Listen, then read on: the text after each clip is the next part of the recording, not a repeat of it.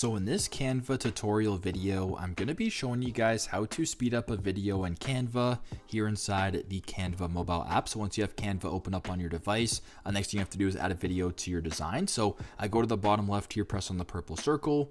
I'm going to go to where it says elements. And as you can tell, I already searched up a car driving for this example. So we're going to go ahead and just use this first example right here of a car driving. So as you can tell, nice and slow, pretty simple. If you want to speed up the video, it's pretty easy as well. Press on the video right here, go to this bottom bar, swipe all the way to the right to where it says playback. So right in between volume and the scissors, I want you to press on where it says playback right here. So as you can tell, the video speed is at 1.